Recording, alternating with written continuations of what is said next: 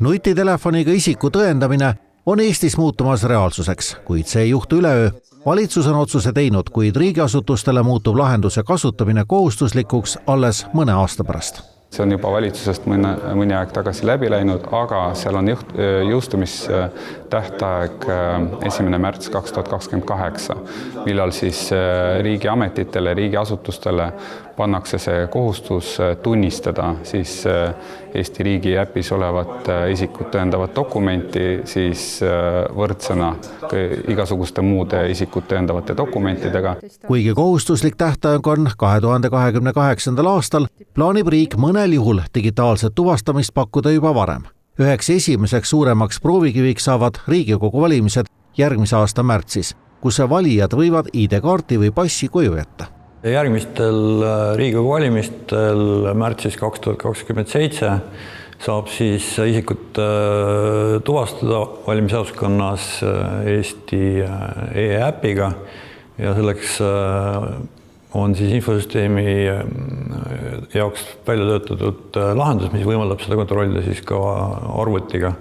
Et tavapäraselt kontrollitakse seda siis kasutaja enda telefonist. Ja see äpp siis kuvab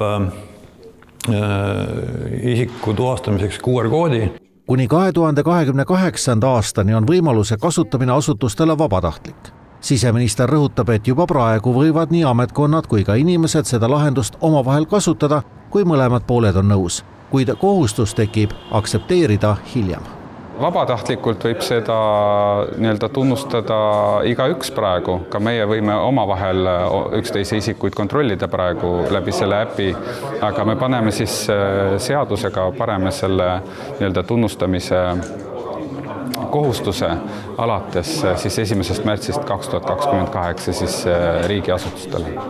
Oluline on aga mõista, et isikutuvastus ei tähenda pelgalt isikukoodi või foto näitamist telefoni ekraanil. Turvalisuse tagamiseks tuleb läbida lisasamm, mida rõhutab ka valimisteenistuse juht. Ma arvan, et tavaline